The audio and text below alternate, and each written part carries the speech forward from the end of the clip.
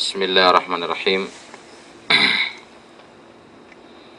Assalamualaikum warahmatullahi wabarakatuh. Waalaikumsalam warahmatullahi wabarakatuh. Alhamdulillah. Alhamdulillahilladzi khalaqal mauta wal hayata liyabluwakum ayyukum ahsanu amala. Asyhadu an la ilaha illallah wa asyhadu anna Muhammadan abduhu wa rasuluh.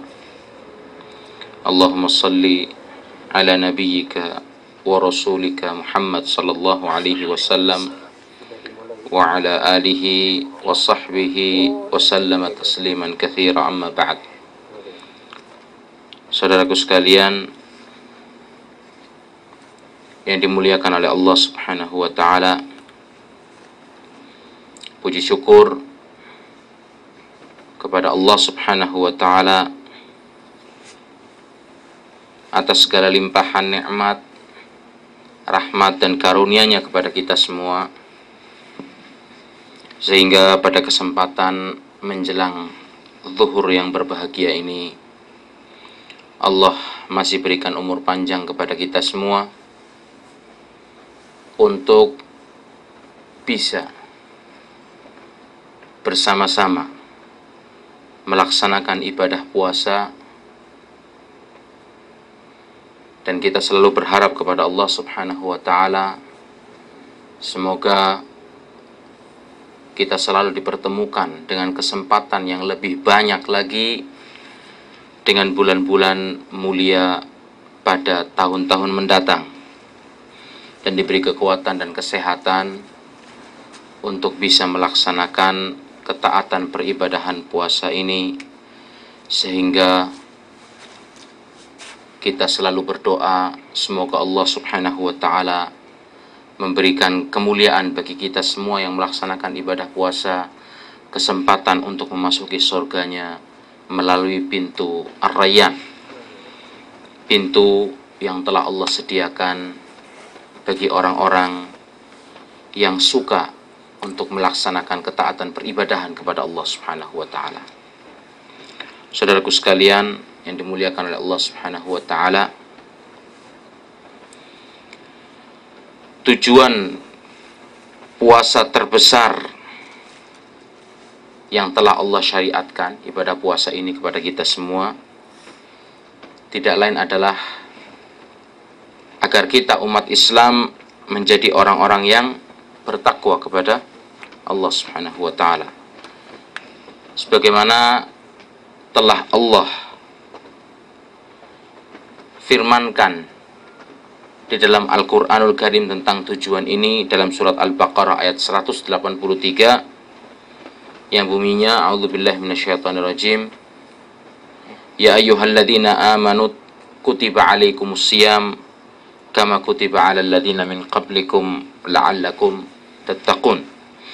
Wahai orang-orang yang beriman, diwajibkan atas kalian berpuasa sebagaimana diwajibkan atas orang-orang sebelum kalian, agar kalian menjadi orang-orang yang bertakwa. Mengapa Allah Subhanahu wa taala membimbing dan memerintahkan kita semua untuk menjadi orang-orang yang bertakwa? Tidak lain karena Allah Subhanahu wa taala ingin membahagiakan orang-orang yang beriman,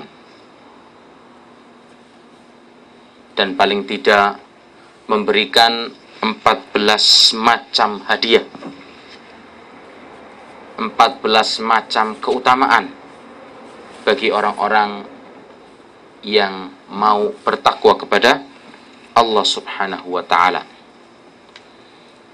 Yang hadiah-hadiah ini kita rangkum dari Al-Qur'anul Karim. Semuanya adalah hadiah dan keutamaan bagi orang-orang yang mau bertakwa kepada Allah Subhanahu wa taala. Secara ringkas, takwa itu maknanya apa?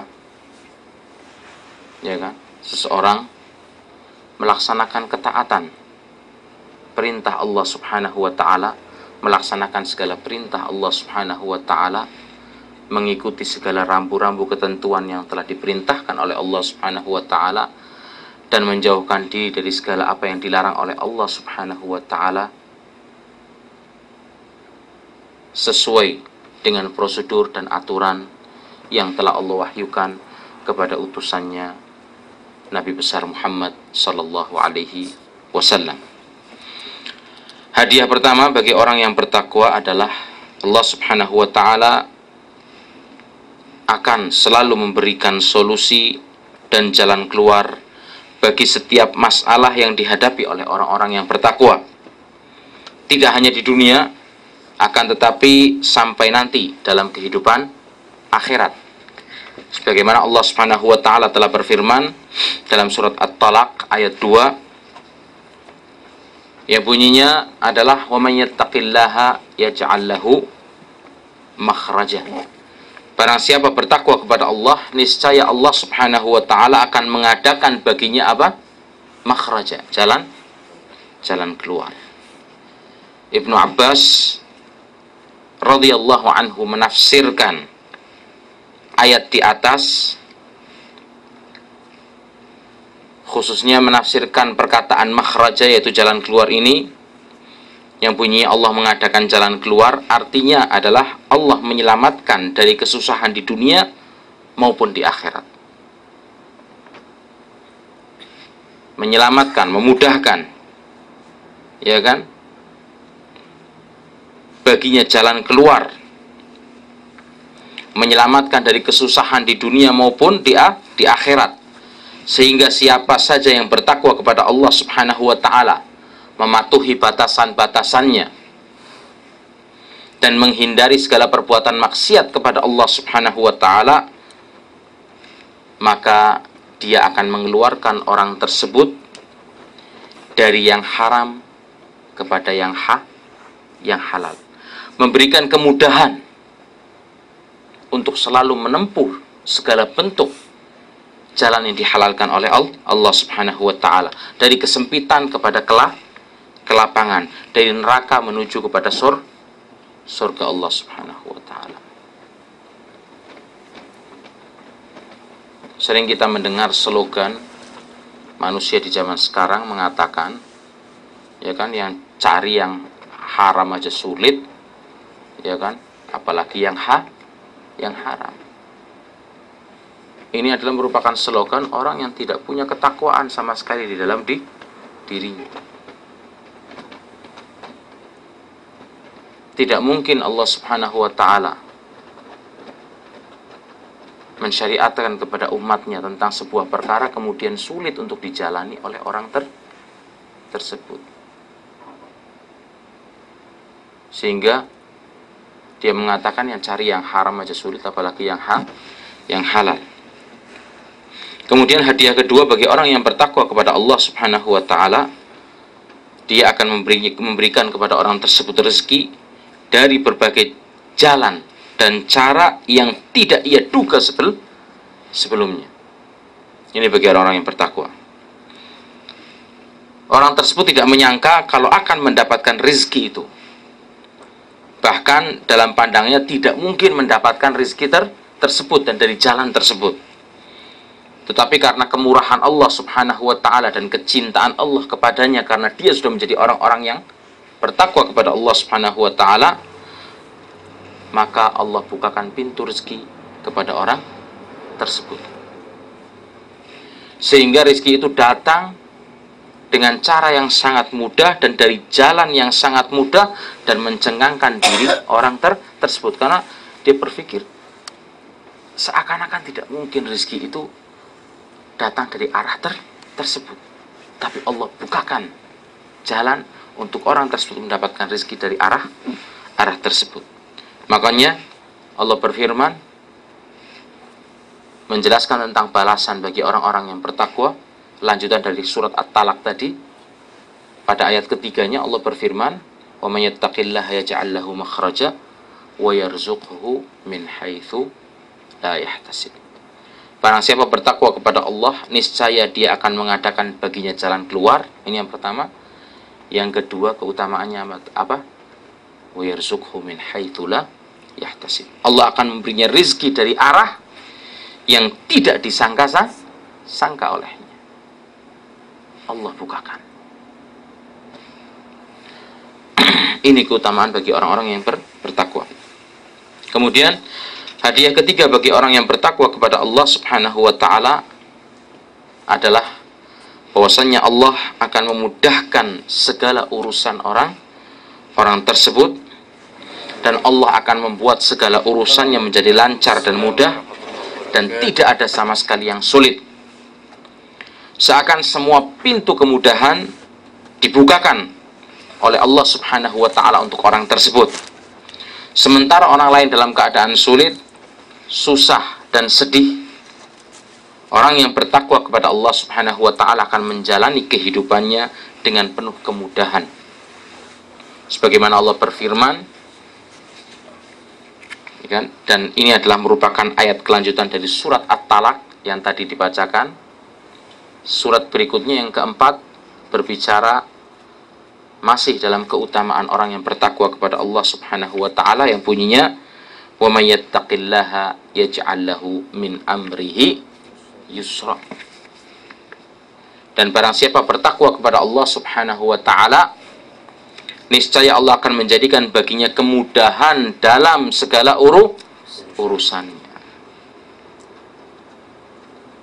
Karena memang niatnya benar, hatinya suci dari kotoran, hati yang selalu ingat kepada Allah Subhanahu wa ta'ala. Subhanallah, untuk menempuh jalan yang halal pun Allah mudahkan.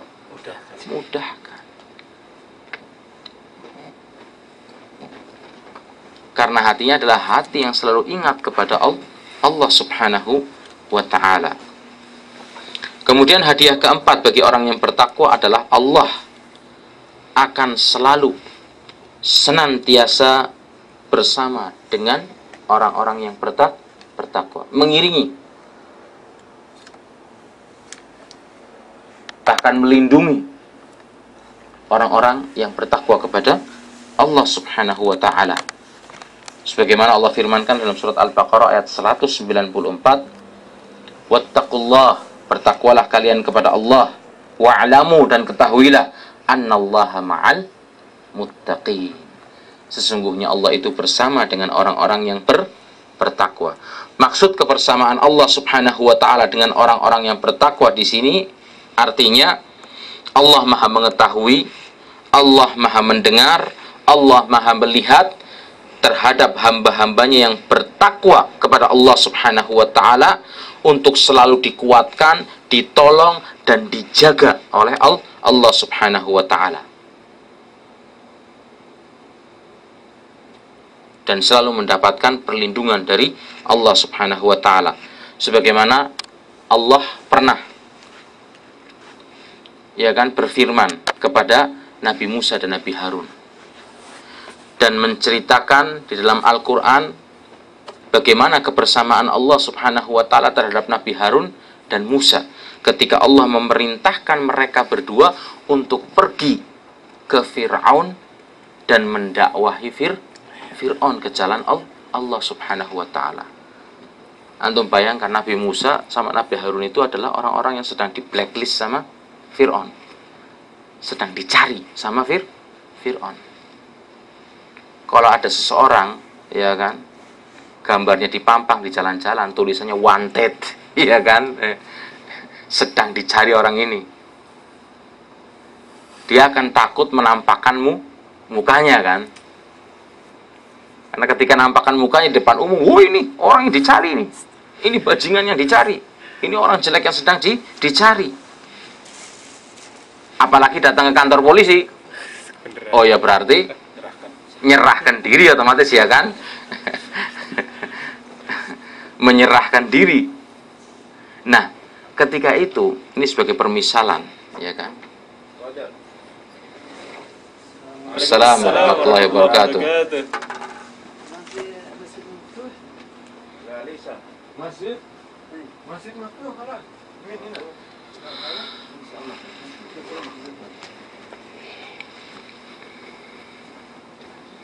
Allah ingin menceritakan dalam ayat ini bagaimana kebersamaan Allah dalam melindungi, menjaga, dan memberikan kekuatan bagi orang-orang yang bertakwa.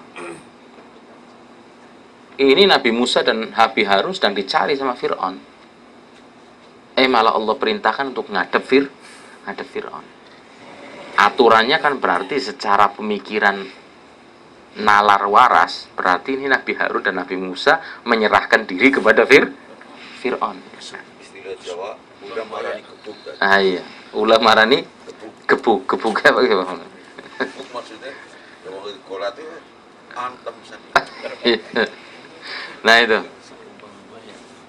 Tapi apa diceritakan dalam surat At-Taha ayat 46, idhab anta wa akhuka bi ayati wa la taniya fi dzikri. Pergilah engkau wahai Musa dan saudaramu Harun dengan membawa ayat-ayatku supaya bisa menyadarkan Fir'aun. Wa la taniya fi dzikri, dan janganlah kamu lalai untuk selalu menjadi, atau kalian berdua lalai untuk selalu menjadi orang-orang yang ingat, selalu ingat kepadaku. Idhaba ila fir'auna innahu tagha. Pergilah kalian berdua kepada Fir'aun karena sungguhnya dia adalah orang yang telah melampaui batas. Karena termasuk makhluk yang sudah mengatakan ana rabbukumul a'la, mengaku sebagai Tuhan yang berhak untuk disembah selain Allah Subhanahu wa taala. Faqula lahu qawlan layyina la'allahu yadzakkara aw yakhsha. Dan ucapkanlah oleh kalian berdua kepada Fir'aun, dakwahilah Fir'aun dan ucapkan perkataan yang lembut kepadanya, moga-moga dia mau ingat dan takut untuk kembali takut dan kembali kepada jalan yang benar. Kemudian dijawab oleh Nabi Musa dan Nabi Harun. Qala Rabbana innana nakhaf. Wahai Tuhan kami, wahai Rabb kami, sesungguhnya kami takut. Kenapa? Karena kami sedang dicari sama Fir'aun, ya kan? An yafruta alaina aw yadgha.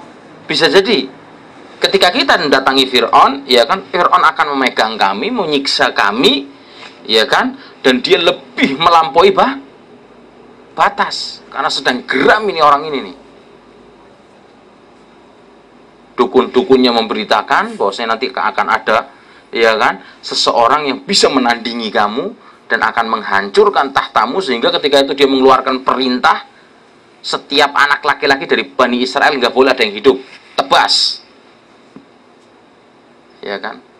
Tapi dia lupa, dia sedang akan menghadapi zat yang menciptakan dia, yang menjadikan dia, yang menghidupkan dia, yang akan mematikan dia, yang memberikan rizki kepada dia, menjaganya. Pencipta seluruh apa yang ada di langit dan bumi beserta dengan isinya.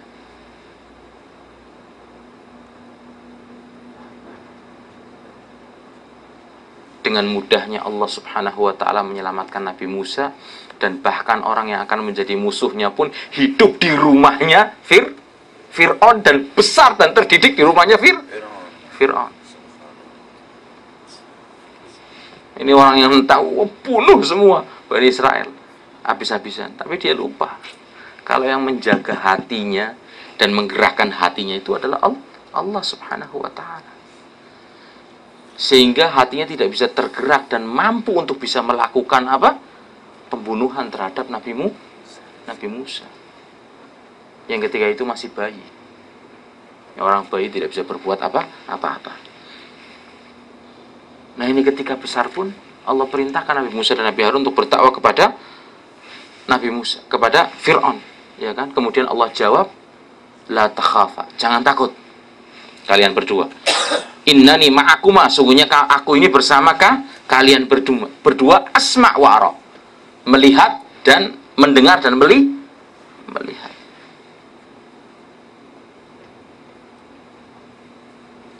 Sehingga mereka berdua menjadi orang-orang yang tahu. Dan ketika itu Fir'aun pun yang sedang mencari Nabi Musa dan Nabi Harun pun tidak mampu untuk bisa memegang, ya kan, atau memenjarakan atau menyiksa Nabi Musa dan Harun. Mereka datang menemui Fir'aun, berdakwah kepadanya, dan keluar pun dengan selamat. Padahal ketika itu Fir'aun sedang mencari mereka berdua. Tapi di sini lupa, kalau yang menggerakkan hati untuk bisa menangkap Nabi Harun maupun Nabi Musa adalah Allah Subhanahu wa ta'ala. Saudaraku sekalian yang dimuliakan Allah Subhanahu wa ta'ala, hadiah kelima bagi orang yang bertakwa adalah jelas ia akan menjadi orang yang dicintai dan disayangi oleh Allah Subhanahu wa ta'ala. Karena Allah sudah berfirman dalam surat At-Taubah ayat 4, innallaha yuhibbul muttaqin. Sungguhnya Allah mencintai orang-orang yang bertakwa. Apa yang lebih mulia dan lebih besar dari seseorang mendapatkan kecintaan dari Allah Subhanahu wa ta'ala. Kecintaan manusia ada batasnya, tapi kecintaan Allah Subhanahu wa ta'ala, dengan cintanya Allah kepada kita, apa yang akan kita dapatkan? Surga Allah Subhanahu wa ta'ala. Sebuah kecintaan derajat cinta tertinggi, termulia, di mana seorang hamba bisa mencintai Allah dan Allah pun cinta kepada orang tersebut. Kemudian hadiah keenam adalah orang yang bertakwa akan mendapatkan keridhaan dari Allah Subhanahu wa ta'ala. Seperti Allah berfirman dalam surat Ali Imran. Di sini Allah berfirman, "Qul a'unabbi'ukum bi khairin min dzalik?" Tidakkah aku berikan berita kepada kalian yang perkara yang lebih mulia dari itu? Lilladzina taqaw, bagi orang-orang yang bertakwa, inda rabbihim, di sisi Rabb mereka, di sisi Allah Subhanahu wa ta'ala, jannatun tajri min tahtihal anhar. Allah sediakan bagi mereka surga-surga yang mengalir di bawahnya sungai-sungai. Ini bagi orang yang bertakwa. Wa azzu khalidina fiha, dan mereka pun kekal tinggal di dalamnya. Wa azwajum mutahharah, dan Allah karuniakan kepada mereka istri-istri yang disucikan, yang tidak pernah disentuh oleh jin ataupun apalagi manusia. Istri-istri para bidadari di surga yang suci dan selalu suci.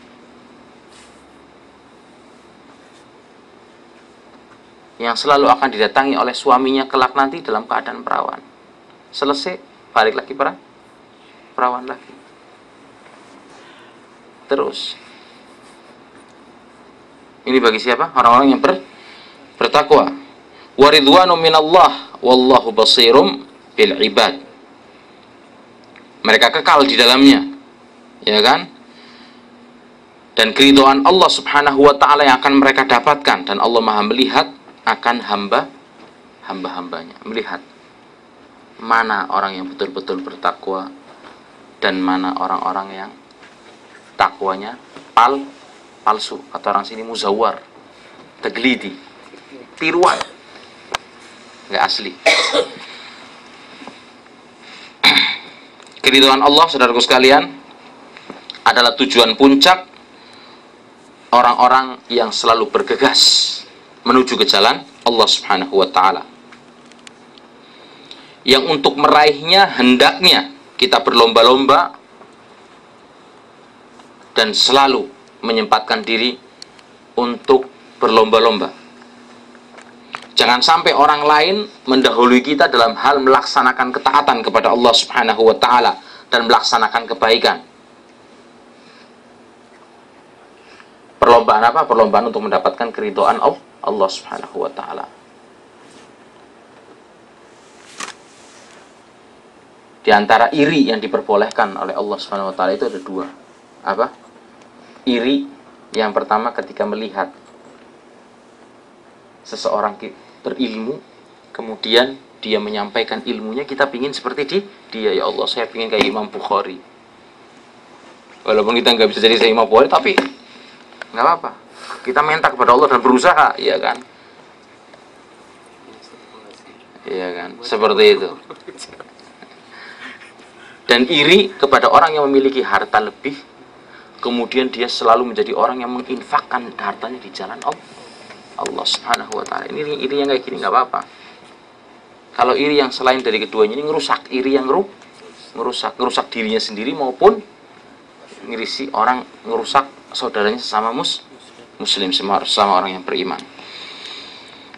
Kemudian hadiah ketujuh bagi orang yang bertakwa adalah bahwasanya dia akan mendapatkan perlindungan dan pertolongan dari Allah Subhanahu wa taala sebagaimana Allah firmankan dalam surat Al-Jathiyah ayat 19, wallahu waliyul muttaqin, dan Allah adalah pelindung bagi orang-orang yang bertakwa. Allah Subhanahu wa taala melindungi orang-orang yang bertakwa dan menolong mereka. Allah mengeluarkan mereka dari gelapnya kebodohan, kekufuran dan maksiat menuju kepada cahaya ilmu, iman, ketaatan, sehingga ia bisa menghadapkan dirinya sepenuhnya kepada Allah Subhanahu wa ta'ala. Kemudian hadiah ke-8 bagi orang yang bertakwa adalah ia akan diberi Al-Furqan. Apa itu Al-Furqan? Yaitu cahaya ilmu dan petunjuk untuk bisa membedakan. Ini orang yang bertakwa, orang yang berusaha menjadikan dirinya untuk bisa menjadi orang-orang yang bertakwa. Allah akan berikan cahaya ilmu kepadanya untuk bisa membedakan mana yang hak dan mana yang batil, mana jalan petunjuk dan mana jalan kesesatan, mana yang halal dan mana yang haram, mana orang-orang yang beruntung sehingga harus kita temani dan mana orang-orang yang merugi sehingga harus kita jauhi, mana orang yang akan berbahagia dan mana orang yang akan sengsara. Dia akan bisa membedakan. Di tempat kita atau di Indonesia, iya kan, kita dapati udah jelas-jelas Ahmadiyah dengan kesesatannya nggak perlu dikorek-korek lagi segala bentuk kesalahan yang ada dalam diri Ahmadiyah.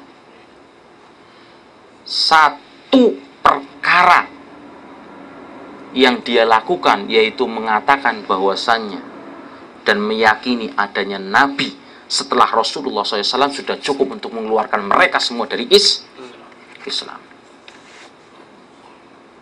Ya, satu perkara ini aja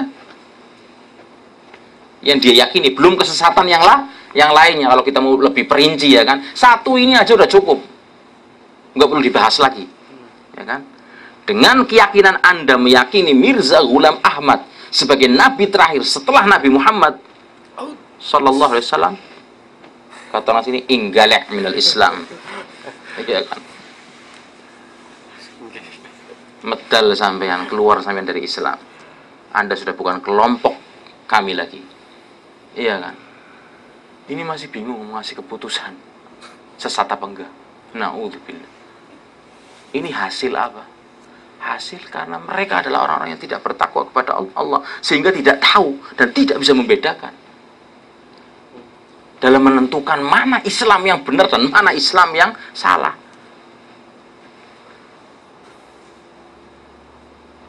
Sehingga untuk menentukannya pun harus nunggu proses. Padahal sudah jelas. Secara kulit aja dari kecil mereka sudah tahu kalau Nabi terakhir itu Nabi Muhammad, iya kan? Tapi untuk menentukan ini sesat, menyatakan ini sesat, ya kan, pikir, waduh, nanti yang milih saya, aduh, yang nyoblos partai saya sedih. Oh, ini nama ini untuk saya. Udah, orientasinya apa? Dunia.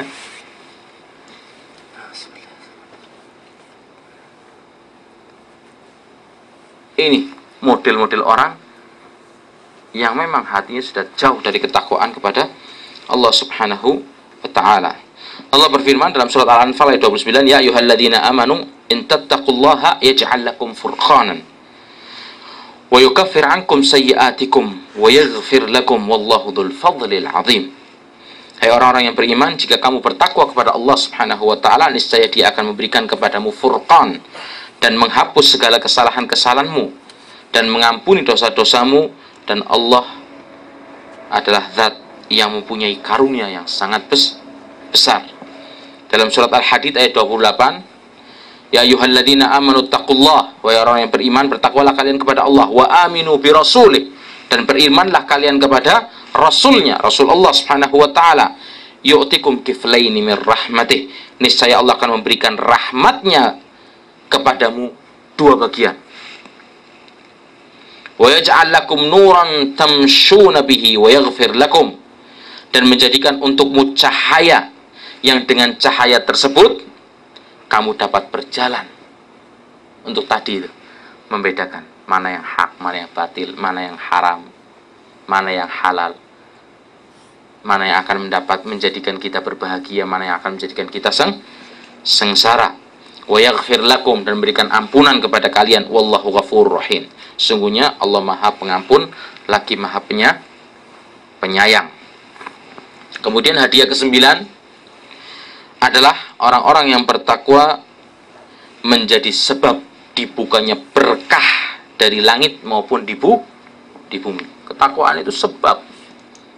Dengan takwanya umat, takwanya masyarakat, itu merupakan sebab dibukanya berkah dari langit dan dari bumi. Jauhnya manusia dari ketakwaan kepada Allah adalah merupakan sebab ditutupnya rahmat dari langit dan bumi. Kalau ditutupnya rahmat dari langit dan bumi, gantinya apa? Azab.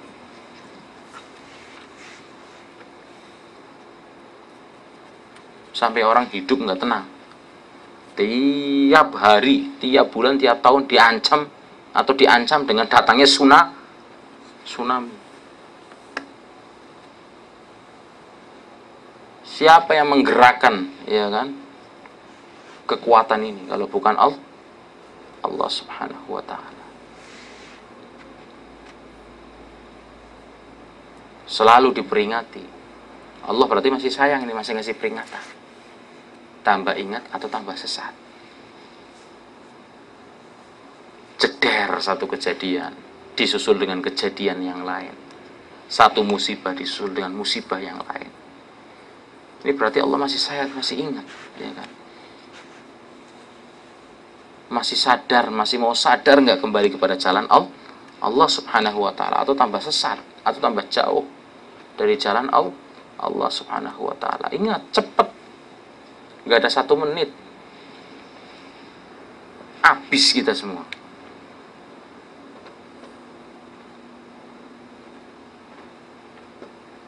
Dengan air yang Allah kirimkan, atau hawa yang Allah kirimkan, goncangan yang Allah kirimkan, ya kan? Kaum Ad meteng-teng di hadapan Allah Subhanahu wa taala karena mereka merasa bangga, ya kan, bisa membangun rumah-rumah mereka, ya kan, dengan memahat gunung. Jadi kaum Ad ini, ya kan, menjadikan gunung-gunung terjal, gunung-gunung batu seperti kayak di Saudi sini sering kita lihat itu. Dalam perjalanan ke Madinah atau apa, mereka jadikan rumah. Itu antum bisa, bekasnya masih bisa dilihat di arah perjalanan menuju ke Syam atau ke arah Palestina sana. Peninggalannya itu. Iya, peninggalannya itu. Jadi batu mereka pahat sampai kayak jadi rumah-rumah itu dengan tiang-tiangnya yang indah, ada apa semua, kemudian dia lobangi. Habis jadi nantang Allah. Siapa yang bisa nghancurkan ini? Gunung. Enggak ingat kalau gunung adalah makhluk Allah Subhanahu wa taala. Oh, nantang, merasa kuat diri kamu. Allah datangkan adab apa? Suara yang melengking. Yang telinga-telinga mereka tidak bisa menahan kerasnya suara tersebut sehingga pecah sama dalam-dalamnya, ada apa sekalian? Sehingga mereka bergelimpangan, merasa dirinya kuat, besar-besar, ya kan? Kaum Samud, mereka tinggal di tenda-tenda, rumah mereka tenda-tenda. Kalau kaum Ad itu tadi batu yang dipahat. Ini kaum Samud juga terkenal dengan kekuatan mereka, tinggi-tinggi, besar-besar, kuat-kuat, ya kan? Nantang Allah datangkan angin. kayak pohon-pohon yang berjatuhan dan berterbangan.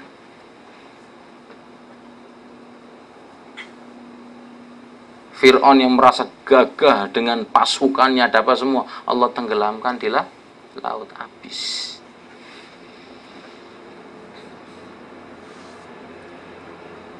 Mau membawakan apa dan mau membesarkan apa bagi diri kita di hadapan Allah Subhanahu wa taala. Kalau kita tidak mau menjadi orang-orang yang ingat dan taat kepadanya. Kemudian Allah berfirman dalam sebuah ayat, "Lau anna ahlal qura amanu." Jika penduduk suatu negeri itu beriman dan bertakwa kepada Allah Subhanahu wa taala, wattaqau, la fatahna alaihim barakati minas sama, maka Allah pasti akan bukakan atau melimpahkan kepada mereka berkah dari langit wal ard, dan dari bumi. Walakin kadzabu, tapi sayangnya mereka adalah orang-orang yang mendustakan ayat-ayat kami, fa akhadnahum bima kanu yaksibun, dan kami siksa mereka disebabkan ke atas perbuatan mereka sendiri. Nggak ada berkahnya. Minyak buminya ada, tambang emasnya ada, gasnya terbesar cadangannya di dunia, iya kan? Berasnya, iya kan, tanahnya berhektar-hektar dengan berasnya, iya kan, bisa yang kalau di ini sebenarnya bisa mencukupi untuk masyarakat Indonesia dan bahkan luar Indonesia. Tapi karena nggak ada berkahnya, berasnya sendiri, kita sendiri pun kita nggak bisa makan. Impor dari luar, ambil dari luar.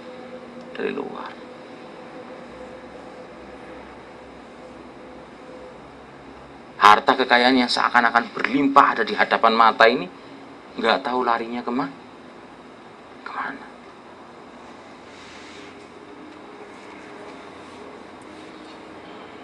Yang ngerasakan orang-orang bule kulit putih, jangan kita sendiri, cuma bisa gigit jari melihat.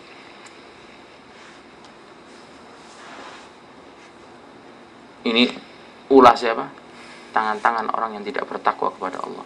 Nah, orang-orang ini asalnya dari mana? Dari sebuah masyarakat yang ketakwaannya jauh dari Allah Subhanahu wa taala. Orang ini nih ketika jadi pemimpin dan tidak menjadi pemimpin yang bertakwa kepada Allah, karena dia dulunya terdidik dari masyarakat yang tidak bertakwa kepada Allah Subhanahu wa taala. Jadi sumbernya dari mana? Nah ini, "Lau anna ahlal qura amanu", ya kan kata Allah, kalau misalnya orang-orang ya kan di kampung tersebut beriman, di suatu negeri beriman kepada Allah dan bertakwa kepada Allah Subhanahu wa taala, maka Allah akan bukakan pintu rahmat keberkahan dari langit maupun dari bumi. Karena mereka ingkar, Allah timpakan bagi mereka berbagai macam penyakit, kekurangan, kemiskinan, ya kan? Dan ditariknya keberkahan dari langit, dan keluarnya penyakit-penyakit yang tidak pernah dikenal sebelum keluar flu burung, keluar apa ini? Flu babi.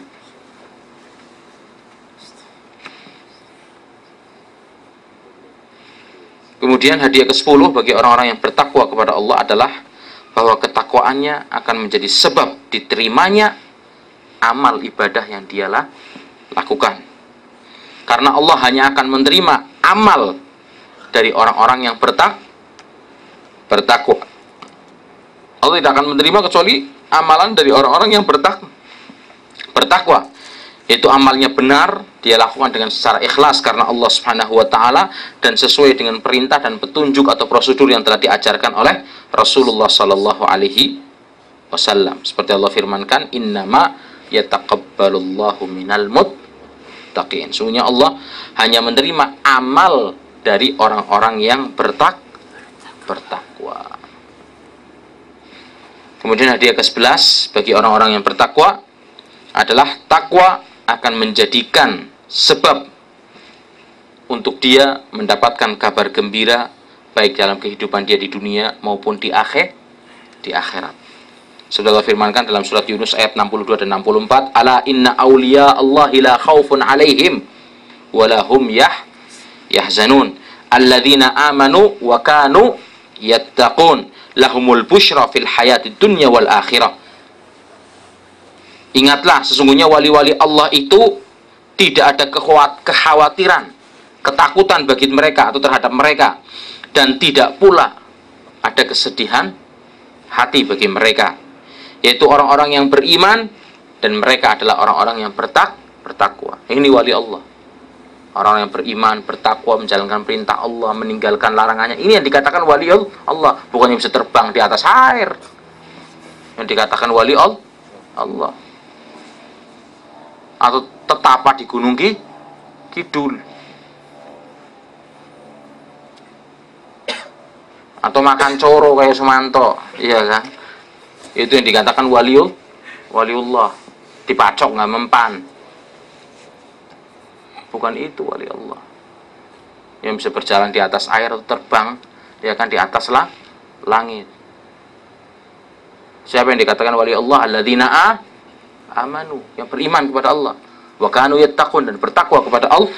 Lahumul busyra fil hayati dunya wa fil akhirah. Mereka adalah orang-orang yang akan mendapatkan kabar gembira dalam kehidupan di dunia maupun dalam kehidupannya di akhirat.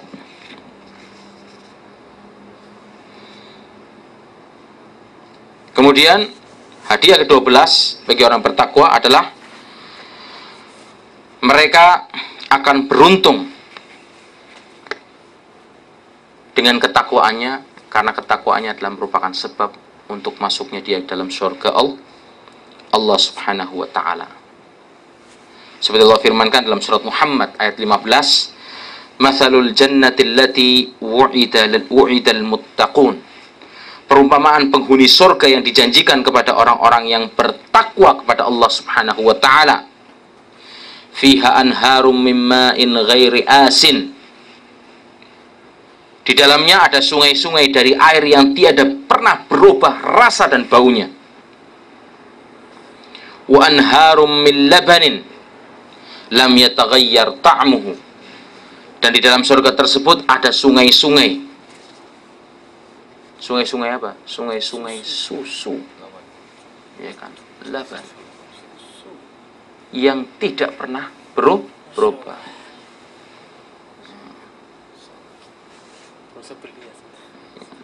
Ingin minum tinggal nyiduk, kata orang. Ya Pak Mukhlisin, tinggal nyiduk dari susu sungainya, ya kan? Bayangkan sungai dari susu itu bagaimana, ya kan? Orang yang minum susu tiap hari aja, kata orang Jawa, geminclong kulitnya, ya kan? Nah, ini sungainya susu jebur di situ sekalian. Susunya susu surga ini, tidak bisa kita bayangkan bagaimana. Wa anharum min khamril ladzatil syaribin, ya kan? Dan sungai-sungai tadi sungai-sungai dari susu, ya kan? Ini sekarang sungai-sungai dari khamr, arak. Sungai-sungai dari arak yang lezat rasanya bagi peminumnya dan tidak memabukkan.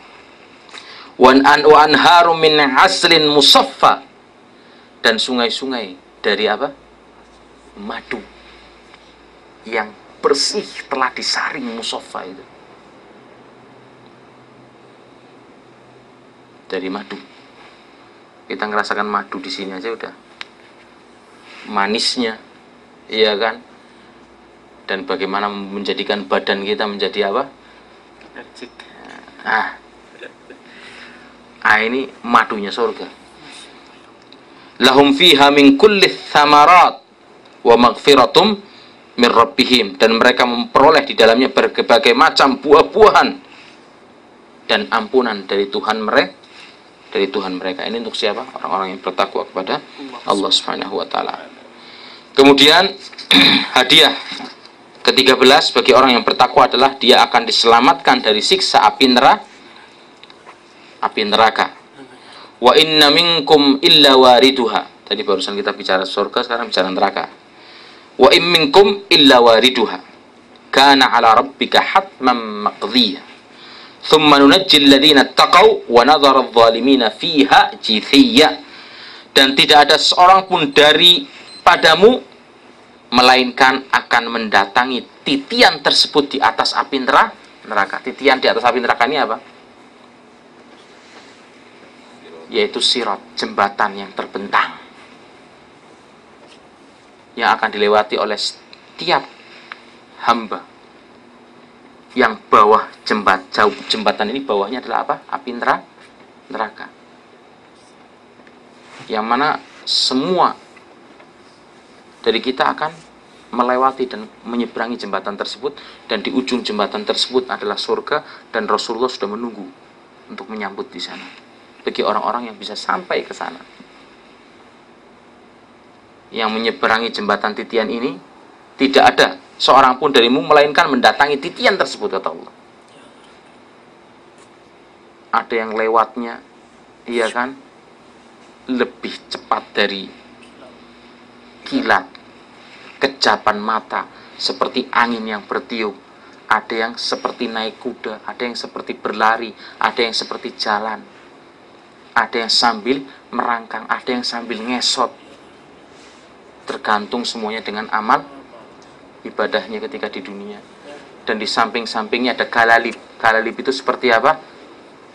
Catut, apa bukan catut, jadi apa? Cangkolan-cangkolan samber. Ya kan, seperti pancing itu, yang nyamber orang-orang yang lewat di, yang jalannya ngesot pelan-pelan, datang sambaran, das. Kalau udah kesamber ini, jatuhnya kemana? Dalam api neraka. Jatuhnya ke dalam api neraka. Semoga Allah memudahkan kita semua menjadi orang-orang yang bisa meniti, ya kan? Kalau kayak orang kita, kepercayaannya kita ini, ya kan, ukuran jembatannya, padahal kita nggak pernah tahu nasnya atau dalilnya, ya kan? Kayak rambut dipotong jadi 7 ini sirat, tapi kita tidak pernah tahu nasnya, modelnya seperti itu. Yang penting jembatan sirat itu kita yakini, modelnya bagaimana, wallahu alam, kita tidak mengetahuinya. Tsumma nunajjil ladzina taqaw wa nadhara adh-dhalimina fiha jithiyya. Dan kemudian kami akan menyelamatkan orang-orang yang bertakwa, dan membiarkan orang-orang yang zalim di dalam neraka dalam keadaan berlutut. Kemudian hadiah yang terakhir, yang ke-14 adalah orang yang bertakwa akan mendapatkan kedudukan paling mulia di sisi Allah Subhanahu wa taala, karena ukuran mulianya seseorang di hadapan Allah, tinggi pendeknya, ya kan, derajat manusia di hadapan Allah itu dengan apa? Dengan ketakwa. Inna akramakum indallahi atqakum. Bukan inna akramakum yang paling panjang hidungnya, ya kan, yang paling mancung, itu yang paling mulia, tidak. Innallaha la yanzuru ila suwarikum. Allah nggak akan melihat gambar model-model kalian, tapi melihatnya apa yang ada di dalam hati dari ketakwaannya. Makanya sangat disayangkan sekali nih. Kadang wanita-wanita kita ini merasa gagah, bangga, iya kan, kalau bisa berhasil dihamili sama orang yang mancung. Makanya kan di Indonesia rayahan orang kawin sama orang bule, padahal bule nganggur. Wah. Bintang filmnya rayahan, apa ini? Rebutan. Iya kan, kawin sama bule padahal bule nganggur. Pikirannya apa? Wah, nanti anak saya lucu, ngerubah turunan. Bukan ngerubah ketakwaan, tapi ngerubah tuh turunan. Nah, yang di sini pun para pahlawan devisanya nggak kalah juga, ya kan, ngerubah turunan juga. Kalau kamu lihat ini, yang bapaknya anak yang ada dalam perut ini, yang ngamilin saya ini, lebih ke bintang film Hollywood. Kalau dijejer semua kalah kan, ganteng. Naudzubillah, hasil dari zina. Naudzubillah, buatnya nggak ada izinnya. Iya kan, nggak ada STNK-nya dari Allah Subhanahu wa taala. Nauzubillah. Neraka lagi. Iya kan. Nah, itu makanya. Bisa jadi anak itu nanti jadi azab bagi orang tuanya sendiri. jadi bala dan musibah bagi orang tuanya sendiri. Allah nggak ngelihat itu. Hatta kalau anak kita hidungnya didengkul, ya kan, matanya di punggung, tapi dia adalah orang yang bertakwa, maka dia yang paling mulia di hadapan Allah Subhanahu wa taala. Bukan kegantengan, harta, kekayaan yang akan menyelamatkan kita. Banyak orang-orang kaya yang bisa memberikan segala sesuatu bagi anaknya, iya kan? Tapi apa dia dapatkan?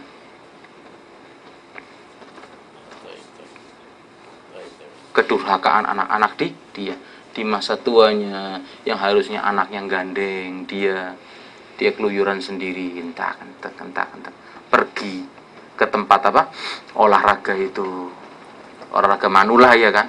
Wala anaknya, wala cucunya satu pun ada yang gandeng dia. Padahal tuh anak-anak sama cucu seneng karena siapa? Karena orang tersebut. Tapi karena orang tersebut lupa kalau dia ngasih nafkah sama anak-anaknya dari jalan yang haram. Ada seorang kakak terbesar, ya kan, ketika kedua orang tuanya mati, ya kan, kebetulan orang tuanya adalah orang yang memiliki kekayaan, kemudian dia karena kakak terbesar, dia yang megang kekayaan orang tuanya, sedangkan adik-adiknya masih kecil.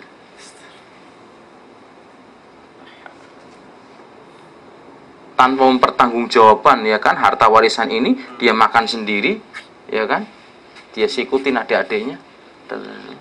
Yang penting kamu udah disekolahin, yang penting kamu udah dikawinkan, udah selesai, iya kan, udah diem. Dia yang merenggut seluruh hartanya, ya kan, demi untuk mencari keridhaan siapa? Istri dan anak-anaknya. Sekarang dia kan berkhianat pertama terhadap Allah, kedua berkhianat terhadap saudara-saudaranya. Demi siapa? Ini orang ini berkhianat terhadap Allah dan saudara-saudaranya, ya kan? Demi anak istri. Ya kan?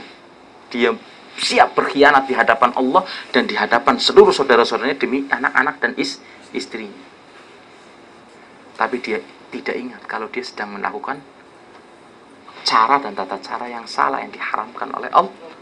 Sehingga harta yang dia berikan adalah harta dari hasil yang haram. Ketika tua, dia dicampakkan orang ini seperti dia dulu mencampakkan saudaranya. Oleh siapa? Oleh anak-anaknya sendiri. Yang harusnya tinggal di rumah orang tuanya, di rumah anaknya, diladeni sama anaknya, ini enggak tinggal pelongo-pelongo di rumahnya sendirian. Yang harusnya keluar dari rumahnya, ya kan, anak-anaknya, cucu-cucunya udah siap nyambut, ini enggak keluar sendiri, temenin sama tukang becak. Kenikmatan apa? Inilah hasil yang dia tanam, dan inilah buah hasil yang dia dapatkan. Jangan merasa ketika kita sedang membahagiakan keluarga kita dengan jalan yang diharamkan oleh Allah ini, kita sedang membahagiakan mereka. Tidak, hati-hati. Pada hakikatnya kita sedang menghancurkan keluarga kita sendiri, karena kita memberikan kepada mereka sesuatu yang diharamkan oleh Allah Subhanahu wa ta'ala, yang hasilnya nanti akan kita tuai sendiri. Tapi kita lihat ternyata, ya kan, di sisi lain bagaimana orang yang bisa melatih ketakwaan kepada anak-anaknya dengan kehidupan sederhana, tapi betul-betul mencari yang halal di masa tuanya. Subhanallah, kayak raja ini orang tua ini. Bukan orang yang berlebihan, tapi Allah mudahkan anak-anaknya menjadi anak-anak yang soleh, anak-anaknya menjadi orang-orang yang berhasil, yang Allah bukakan rezeki yang halal kepada mereka, sehingga ketika tua pun anak-anak tersebut berkhidmat kepada kedua orang tuanya,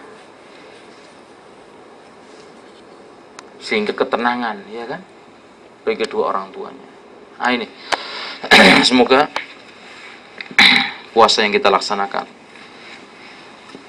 ini dan amalan-amalan puasa yang berikutnya bisa menjadi sarana untuk menjadikan diri kita menjadi orang-orang yang bertakwa kepada Allah Subhanahu wa ta'ala, dan menjadikan kita mendapatkan kecintaan dari Allah Subhanahu wa taala dan keridhaan darinya, sehingga kita bisa ditempatkan bersama dan dipertemukan ke dalam surga Allah Subhanahu wa taala. Dan akhirnya saya tutup dengan doa kafaratul majlis. Subhanakallahumma wa bihamdika asyhadu an la ilaha illa anta astaghfiruka wa atubu ilaik. Wassalamualaikum warahmatullahi wabarakatuh. Warahmatullahi wabarakatuh.